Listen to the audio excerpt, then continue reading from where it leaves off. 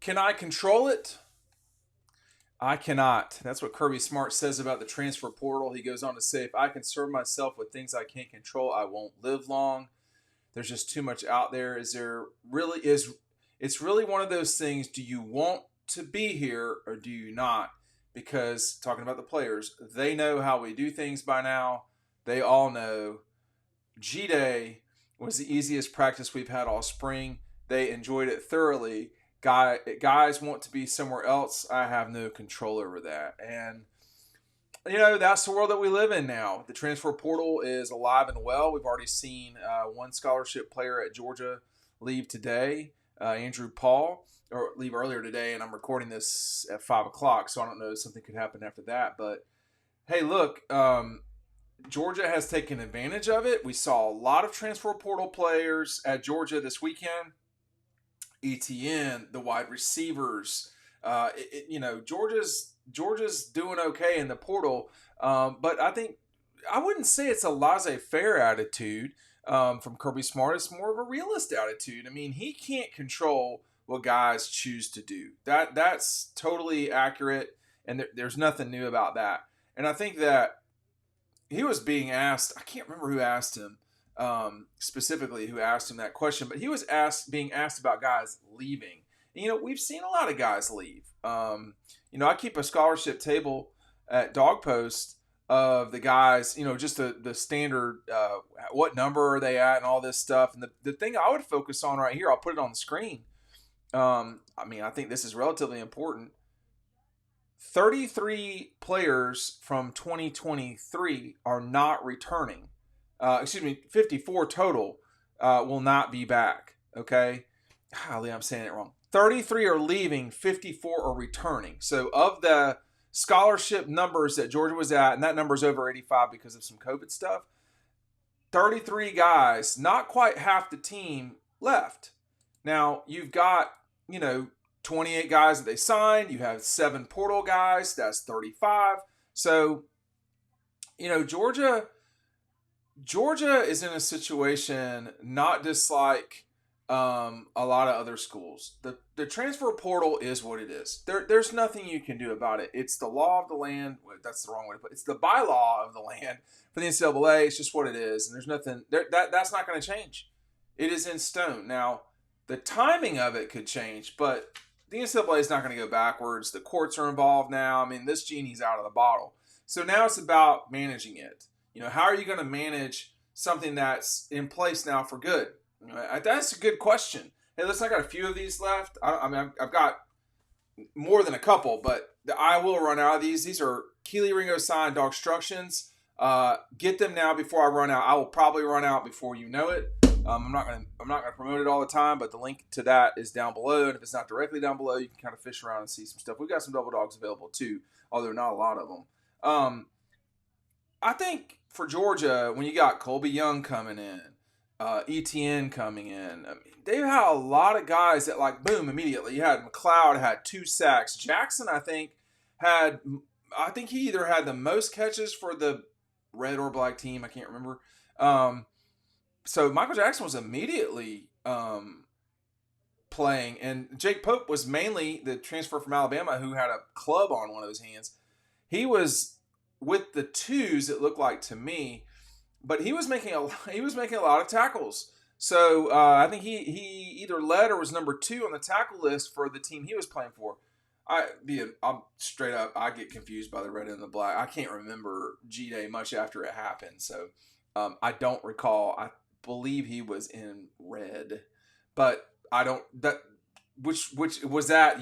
Was that the 1s or the 2s? It was not. He was not with the 1s. The transfer portal is what it is, and again, Kirby's statement on the portal, notwithstanding, he had more to say about it. Actually, again, he said, "I can't control it." Or can I control it? Rhetorical questions that I can't. I concern myself with things. If I concern myself with things I can't control, I won't live long. He said this about the quarterbacks too. So I only bring this up because the quarterback is is an important spot. Needless to say, he said Our goal is to have four scholarship quarterbacks and a good walk on. Right now they have three. One of them's hurt.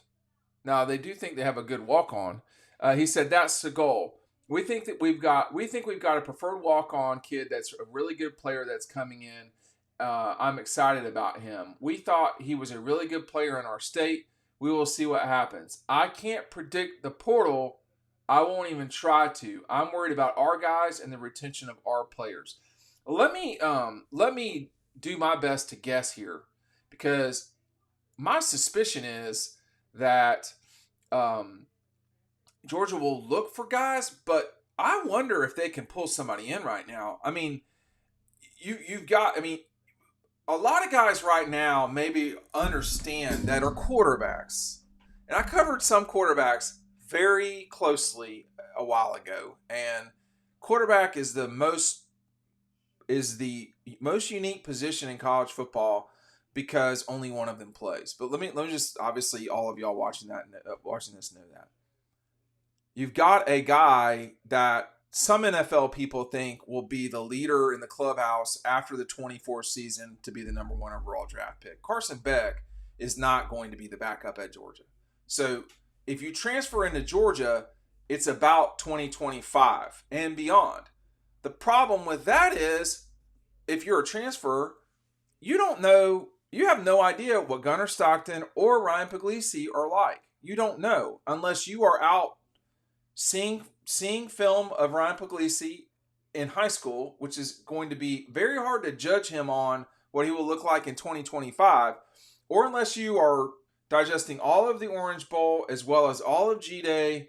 I don't think Gunnar Stockton played meaningful downs in any other game that I can recall. And you have determined I can beat them out. You're just rolling the dice. Now, if you're in the portal as a quarterback, you're rolling the dice anyway. I mean, you look at Bryant Vandergriff, he's rolling the dice in a very calculated way. He knows what he's doing. He's at Kentucky. He'll probably be the starter. I mean, if he's not the starter, then, he probably made a mistake leaving. He'll be the starter.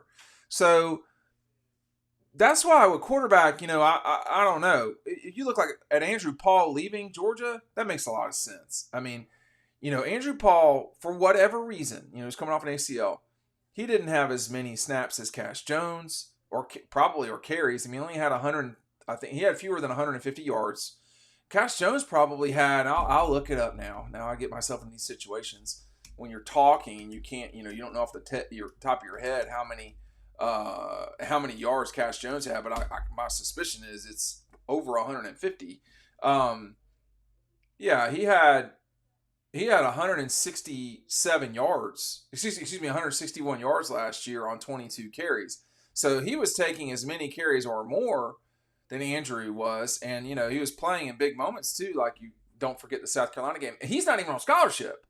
So when you look at it right now, and Georgia's sitting at Etienne, Robinson, Dwight Phillip, etc. is coming in. They got some running backs. And it's guys are running back. Multiple guys are going to play. So he may have felt like, I need to get somewhere I can go. I mean, Georgia's okay at running back, particularly. Etienne looked good for sure. Etienne's always looked good.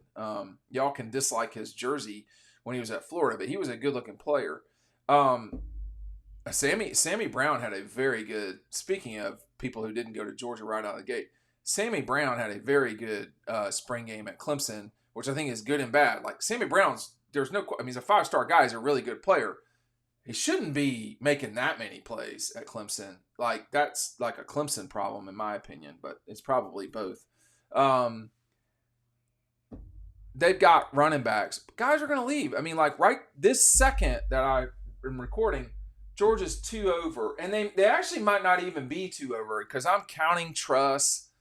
Truss doesn't go against the number. Like, there's caveats involved here. Truss is using his COVID year. I mean, Beck can't use his Beck can use his COVID year, I think, next year or the year after that, whatever. I mean, he's not going to be around. So there's all sorts of arithmetic that's involved here. But the portal is where it is now. I mean, I remember friends of mine that were teammates of mine, friends of mine, when we didn't have a transfer portal. And a lot of guys, when when you got recruited, someone else was being recruited over you, period. That's what it was. Didn't matter the sport. You know, they're trying to get better. They're trying to develop you and then recruit over you. That's every single position. You know, they're trying to over recruit Roquan Smith, like get past him. But you know, that's how it is. There's nothing wrong with that. That's the best for the team. And you know, that's what we're seeing in many cases. I don't think they necessarily recruited over Andrew Paul. I can't say that, but they may just be squeezing the amount of carries he's got out, and you know, that's not an ideal situation for him. But you know, as far as Kirby's concerned, his quote again: if I concern myself with things I can't control, I won't live long. It's true.